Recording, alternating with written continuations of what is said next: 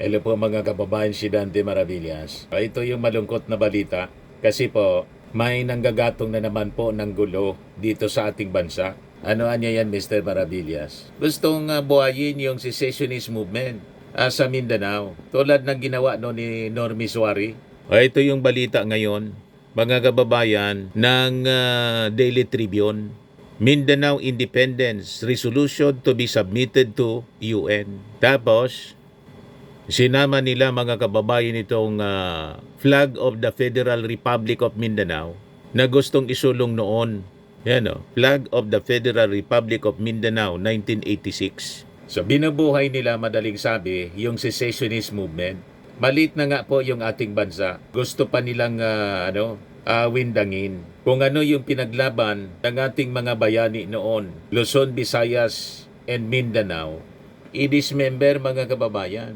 Di ano yan tingin mo, Mr. Maravillas? The same group ito po. The same group na gustong manggulo. At malamang may nasa likod na foreign power. Alam na ninyo, China. Walang tigil, mga kababayan, ang panggugulo dito sa atin. Sigurado, ang mga nasa likod nito, mga kababayan, mga pro-China entities. Ito yung balita ngayon, 5 hours ago pa lang. UN to receive Mindanao Independence Resolution.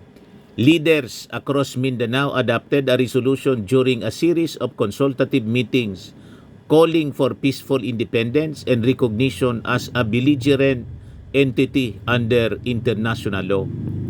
The proposal daw, mga kababayan, will be submitted to the United Nations Committee on Decolonization for deliberations in possible action.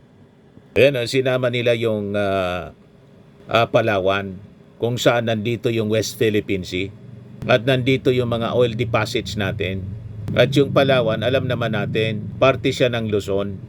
So gusto nilang buhayin yung secessionist movement.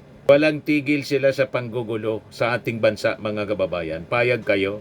So sabi dito sa balita, mga kababayan, the source, a United Nations official based in New York, said the Mindanao-wide consultations are among the requirements for the UN to deliberate on the belligerency status ng Mindanao.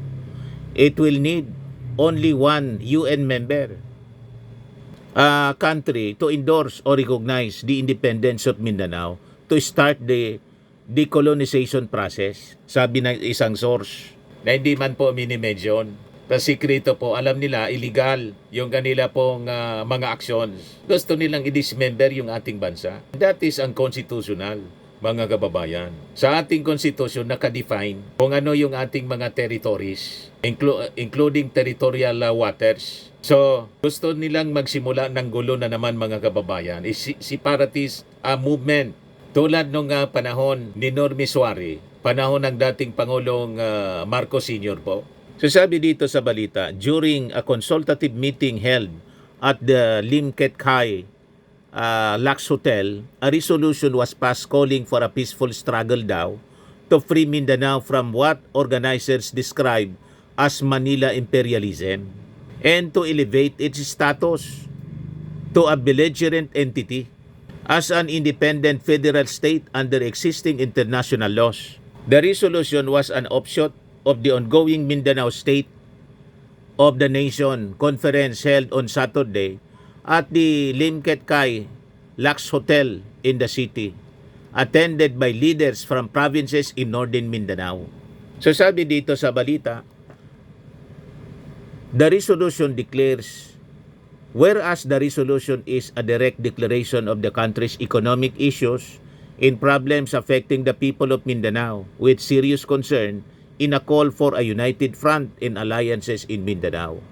Whereas this resolution presents tangible, practical, and doable solutions to free Mindanao from the bondage of imperialism, an imperialist thinking of inequality since time immemorial. Tingin man niya, Mr. Maravilla, sino nasa likod? Sino pa po? Malamang mga supporters ni Digong. Ang unang nagsalita ng ganitong mga intention po, yung dating speaker ng taga Mindanao, mga kababayan, si Alvarez, malamang yung nasa likod nito at yung mga kalyado nila. Ayan o. Whereas the country's political economic situation vis-a-vis current developments in the government system has become endemic and critical, requiring drastic and decisive solutions. Whereas the call for alliance among Mindanaoans is a command responsibility, given the urgency of the current situation to unite and move in one direction toward freeing Mindanao from the bondage of Manila imperialism.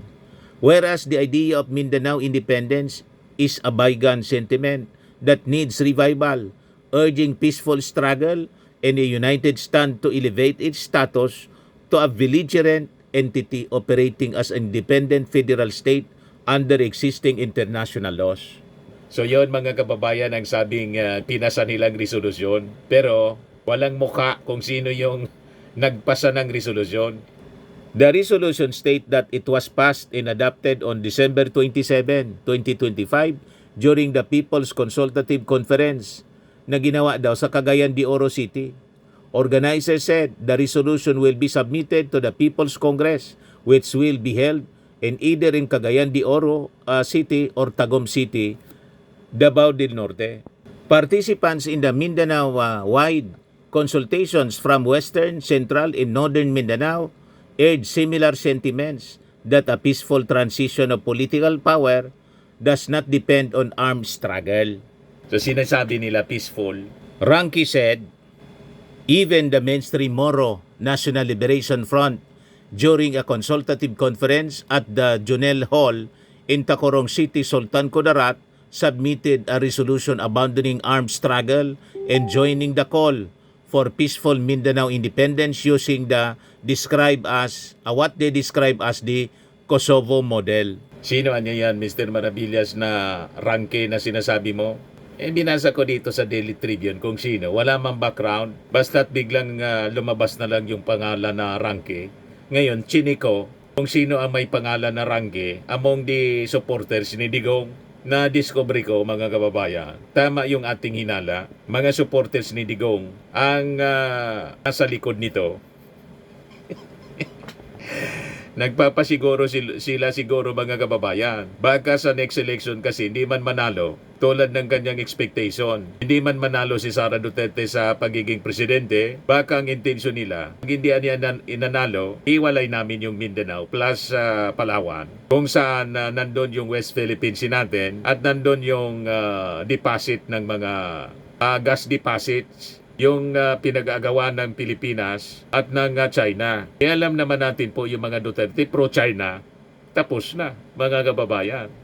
Ngayon, ang na-check ko yung ranky po associated with the Dutertes. Ang pangalan po, Benito. Malamang ito po yung taong ito na nagsasalita dito.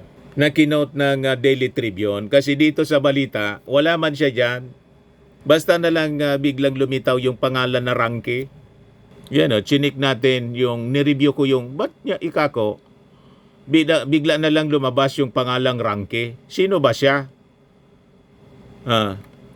Ayan Ako kasi po, reporter tayo. Reporter, news writer, journalist. Pag gumagawa tayo ng kwento, dapat kompleto yung detalye. Isusulat mo yung apelyido lang, quoting a person, kung nasa second mention na po ng tao. Pero sa first mention dapat, kompleto yung detalye kung anong pagkatao niya. Kasi, siyempre, magtatanong ka, sino bang taong ito? Sino si Ranky? Di ba? Yan ang kulang dito sa reporter na sumulat ng balita ng Tribune. Basta't na lang lumitaw yung pangalan na Ranky, wala man lang background kung sino siya. Chinek natin kung sino yung possible na taga Mindanao na supporter, mga kababayan, ng mga Duterte. Alam naman po natin, ang unang nag-float nito, si Alvarez. Ayun, check natin yung pangalan. May Benito Ranky po na supporter si Digong. O yan Benito Ranky, convener of a newly organized movement advocating for the release and return of former President Rodrigo Duterte. Malamang siya. O tama, Davao City State of Mindanao, founding grupo ni Normi Suari. Ito yung picture ni Normi Suari. Founding anniversary to ng MNLF, Davao City State. So sila yung nag-meeting, mga kababayan. nagpasa ng resolusyon. Grupo ni Normi Suari. The same group, mga kababayan. Suportador ni Digong. Isabi ko sa inyo, ayaw nilang tumigil sa panggugulo po. Gusto nilang kontrolin ang Pilipinas. At pag hindi nila makontrol ang Pilipinas, iwalay nila yung Mindanao. Damay yung Palawan. Ano mga taga Palawan, payag kayo sa ganyang plano ng mga taong ito? So sabi po niya, armed struggle niya is already obsolete. We joined the call for independence peacefully using the Kosovo model, urging the UN to conduct a plebiscite and let the people decide. Sabi po sa kanilang resolusyon. Armed struggle is already obsolete as proven in Syria and other countries. We adopt the peaceful strategy used by Kosovo in attaining self-rule. MNLF founding chairman Normi Suari also declared the independence of Mindanao in 2013 after then President Benigno Aquino III terminated peace talks for the final review of the implementation of the 1986 peace agreement brokered by the Organization of Islamic Cooperation or OIC. MNLF flag was later hoisted in Davao City as the start of the campaign to gain international recognition, with Davao declared as the capital of the Bangsamoro Republic of Mindanao. A second attempt to raise the flag in Zamboanga City was foiled when government forces intercepted an MNLF contingent from Sulu, triggering 3 weeks of fighting between government forces and MNLF. Organizers said the Mindanao-wide consultations aim to forge a unified position on the country's political situation, which they said has marginalized Mindanao in national development. The consultations were held in Sultan Kudarat for Central Mindanao, in the Bangsamoro Autonomous Region as well as the Northern Mindanao. The final leg is scheduled to be held in Caraga Region in January. The original declaration of Mindanao independence was spearheaded by the late lawyer Ruben Canoy, who led a convention in 1986. Gusto nilang i-revive mga kababayan. Gusto nilang manggulo uli. Kaya bantay dapat ang bawat isa sa atin. Gusto nilang windangin ang Pilipinas. Kasi hindi nila makumbinsi ang buong Pilipinas. Kaya gusto nilang ihiwala yung Mindanao. Ganon ang kanilang agenda. Yes, sabi po ni Red Del Rosario, the idea of Mindanao separating from the Philippines is a complicated issue. As someone from Luzon, I honestly hope it does not happen. Our forefathers fought hard to unite our islands and gain our independence as one nation. But politics in today's leaders have divided us again. But if separation would truly bring peace, stability, and a better future for everyone, then maybe we can consider palubog ng Pilipinas because of this blind loyalty sa mga politicians in the kind of awful regionalism. As for the Visayas, that's a whole different conversation. Aside from Bisaya groups like Ilonggos and other might have different take on this. Sabi ni Edward Soderland, Mindanao owns Palawan.